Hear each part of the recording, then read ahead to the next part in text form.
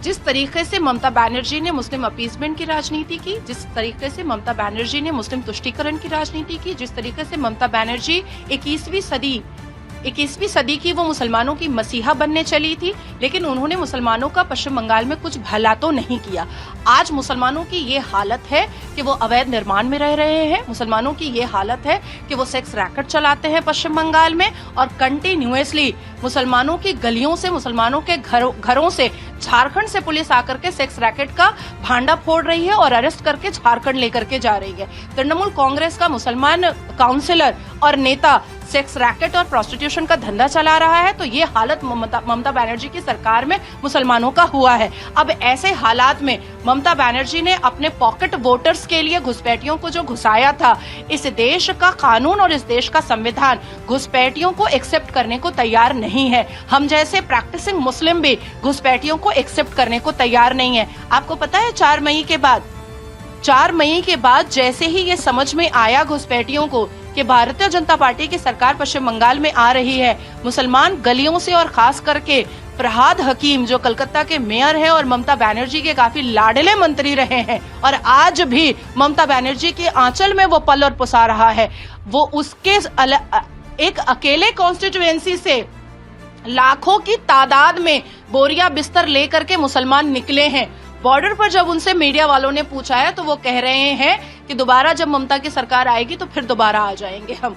तो घुसपैठियां हम बर्दाश्त नहीं कर पाएंगे। सिर्फ हिंदुओं का हक घुसपैठियों ने नहीं मारा है, जो भारत के मुसलमान हैं उनका भी हक उन्होंने मारा है, जो भारत के मुसलमान हैं उनका भी अधिकार उन्होंने छीना है। हमारे भारत के मुसलमानों की 2 रोटियों में से 1 रोटी उन्होंने चुराई है। इसीलिए पश्चिम बंगाल में वहां के ऑनरेबल चीफ मिनिस्टर शुभेंदु अधिकारी दादा ने जो निर्णय लिया है, बहुत ही महत्वपूर्ण निर्णय लिया है और पश्चिम बंगाल राज्य सरकार की रक्षा सुरक्षा को मद्देनजर रखते हुए लिया है।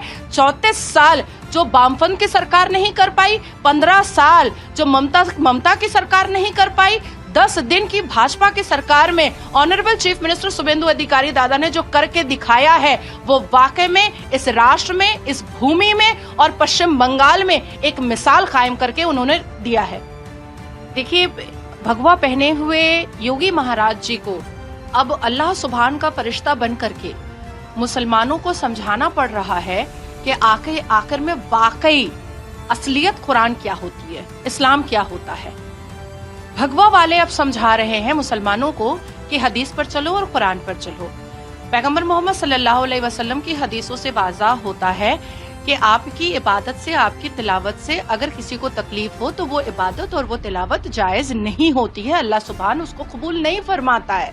आप रोड पर नमाज पढ़ करके आप जो दूसरे धर्मों के लोगों को जो तकलीफ देते हैं, इससे तो आप अल्लाह को नाराज कर रहे हैं, इससे तो आप पैगंबर मोहम्मद के खिलाफ जा रहे हैं। तो इसका मतलब ये हो गया है कि भारत के मुसलमान जो कल तक पैगंबर मोहम्मद सल्लल्लाहु अलैहि वसल्लम को आका मानते थे, अब वो क्या हाफिज सईद को अपना आका मानने लगे हैं? जो हिंदुओं को तकलीफ देने का उन्होंने कसम खा लिया है, जो बाकी इस देश के लोगों को तकलीफ देने का उन्होंने कसम खा लिया है। रोड जो है वो ट्रांसपोर्टेशन के लिए है, रोड जो है वो आवाजाही के लिए है, रोड नमाज पढ़ने के लिए न था, न है, न हो सकता है। मस्जिदें लाखों हैं उत्तर प्रदेश में, ईदगाहें लाखों हैं उत्तर प्रदेश में, इमामबाड़ा है, कब्रिस्तान है, मदरसे हैं, मदारिस है, मज़ारे हैं, अपना घर है आपका, आप उसमें क्यों नहीं नमाज पढ़ सकते हैं? जब सनातनियों के लिए, हिंदुओं के लिए उनका घर मंदिर हो सकता है, तो मुसलमानों के लिए घर मस्जिद क्यों नहीं हो सकता है? घर से जितना पाक और मुकद्दस जमीन और क्या हो सकता है? आप मुसल्ला, जानमाज जैसी पाक चीज को आप नापाक रोड पर बिछाने को तैयार हैं। क्यों? क्योंकि आपको हिंदुओं को तकलीफ देनी है, आपको दूसरे धर्म के लोगों को अपनी दबंगई दिखानी है, अपनी गैदरिंग दिखानी है। आप बीएनएस की धाराओं का वायलेशन कर रहे हैं, आप देश के संविधान का वायलेशन कर रहे हैं। और क्यों कर रहे हैं? क्योंकि आपको जिहादी मानसिकता दिखानी है और अपनी पॉपुलैरिटी दिखानी है। लेकिन मैं एक बात बोल देना चाहती हूँ कि 22 करोड़ अगर इकट्ठा खड़ा होकर के अपनी पॉपुलैरिटी दिखाना चाहता है, अपनी पॉपुलेशन दिखाना चाहता है, तो अगर 120 करोड़ एक साथ खड़ा हो जाएगा तब इनका क्या होगा? मैं तो बहुत ही खूबसूरत तरीके से देख रही हूँ, क्योंकि मुसलमानों को भी अपनी मातृभूमि से प्यार होना चाहिए और अपनी मातृभूमि का नाम लेते वक्त एक गौरव महसूस होना चाहिए। प्रत्येक भारत का मुसलमान जब भारत माता की जय कहे तो चेहरे पर एक चमक होनी चाहिए, वंदे मातरम कहे तो चेहरे पर एक चमक होनी चाहिए। इस्लाम हमारा एक पर्सनल आइडेंटिफिकेशन है, लेकिन संविधान हमारे लिए सर्वप्रिय और सर्वप्रथम होना चाहिए। आज अभी इस पल इस क्षण जो मैं इंटरव्यू दे रही हूँ, इस लम्हे में भी अगर कोई बच्चा पैदा हुआ है तो वो भी संवैधानिक हुआ है, और संविधान के हिसाब से और देश के कानून के हिसाब से जितने भी भारत में पॉपुलैरिटी है, मेजॉरिटी है, सबके लिए वंदे मातरम उनकी पहचान है। और मदरसों के भीतर भी जितने भी बच्चे जो मौलवी बन रहे हैं, जो मुल्ला बन रहे हैं, जो कारी बन रहे हैं, जो आलिम दीन बन रहे हैं, जो हाफिज कुरान बन रहे हैं, वो अपनी इबादत और तिलावत पर बिल्कुल तवज्जो दें।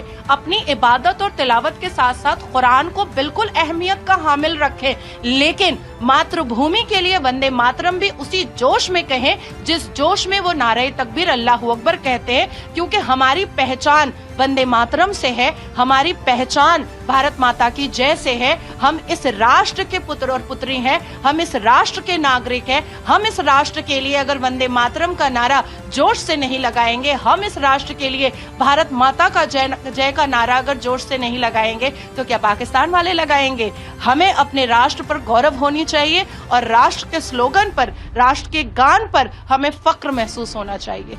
मुझे लगता है ये छोटे मदनी बड़े मदनी जो दोनों चाचा भतीजा हैं, इन्होंने भारत में रह करके भारत को बहुत लूटा है, और देवबंद के जरिया, जमायतुल उलमाए हिंद के जरिया बहुत सारे आतंकियों को जन्म दिया है।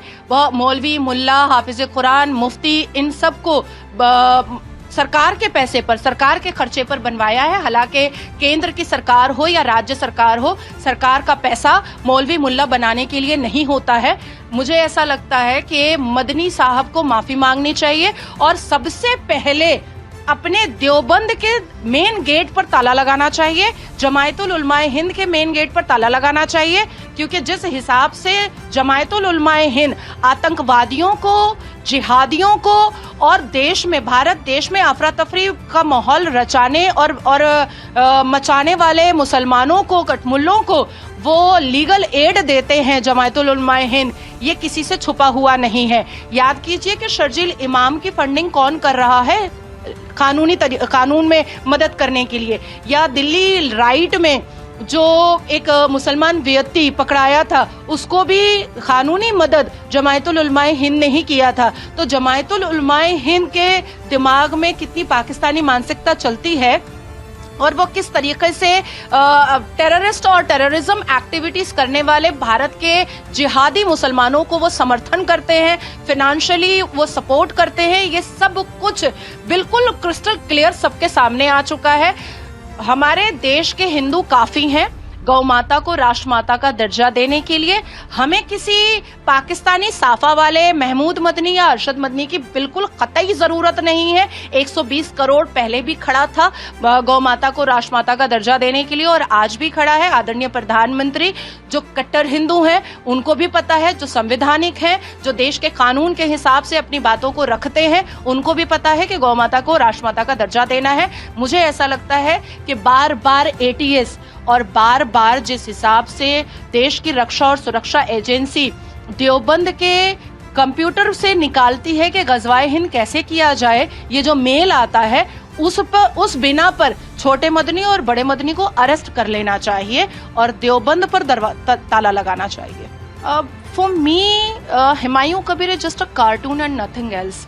लेकिन हाँ, क्योंकि उसका नाम हुमायूं है और उसने अपनी एक पार्टी बनाई है और सस्पेंडेड है तृणमूल कांग्रेस पार्टी से, बाबरी मस्जिद बनाने के लिए जा रहा था, तो कहीं ना कहीं एक बैड TRP और कार्टून TRP के चर्चे में वो आया जरूर है। लेकिन अगर हुमायूं नाम रख करके और कबीर नाम रख करके अगर एक कट्टर मुसलमान खुद को साबित करके अगर वो पैगंबर मोहम्मद सल्लल्लाहु अलैहि वसल्लम की हदीसों के खिलाफ जाना चाहता है, अल्लाह सुभान के खिलाफ जाना चाहता है, अल कुरान के खिलाफ जाना चाहता है, अल कुरान की आयतों के खिलाफ जाना चाहता है, पुराने इस्लामिक स्कॉलर्स के रिसर्च के खिलाफ जाना चाहता है, तो मुझे लगता है कि ये पाखंडी मुसलमान है, ये बहरूपिया मुसलमान है, ये पाकिस्तान की फंडिंग लेकर के बैठा हुआ मुसलमान है, ये कोई अच्छा और सच्चा मुसलमान तो नहीं है। क्योंकि हदीसें इस बात को वाज़ाह करती हैं कि पैगंबर मोहम्मद सल्लल्लाहु अलैहि वसल्लम अपनी हदीसों में सहाबा कराम से ये फरमाया करते थे कि जो जानवर दूध देती है उसकी कुर्बानी जायज़ नहीं होती है, तो गाय दूध देती है उसकी कुर्बानी ही जायज़ नहीं हो सकती है। तो ये कौन से पाखंडी मुसलमान हैं जो गाय खाने के बाद ही अपने आप को मुसलमान समझते हैं। लेकिन इन्हीं मुसलमानों से अगर 7 कलमा पूछा जाए तो ना 7 कलमा एक साथ पढ़ के बता पाएंगे, ना उसका अर्थ बता पाएंगे। इन्हीं मुसलमानों से ये पूछा जाए कि कुरान में कितनी बार सजदा है, वो नहीं बता पाएंगे। इन्हीं मुसलमानों से अगर पूछा जाए कि कुरान में 5 वक्त नमाज कहाँ पर है, ये लिखा हुआ कौन सी आयत में है, ये नहीं बता पाएंगे। नमाज का तरीका कुरान के किस वर्ष में लिखा हुआ है, ये नहीं बता पाएंगे। तो ये लोग सुनकर सुन्नी बन चुके हैं। ये लोग मौलवी मुल्लाओं के बहकावे में आकर के पाखंडी, जिहादी और आतंकी मुसलमान बनते चले जा रहे हैं। ये पैगंबर मोहम्मद की सुन्नत रसूल पर चलने वाले मुसलमान कतई नहीं हैं। আমাদের ভিডিও ভালো লাগলে লাইক এবং শেয়ার করুন, কমেন্ট সেকশনে গিয়ে জানান আপনাদের মতামত। আরো ভিডিও পেতে আমাদের চ্যানেল সাবস্ক্রাইব করুন এবং প্রতি মুহূর্তে খবরের আপডেট পেতে প্রেস করুন বেল আইকন।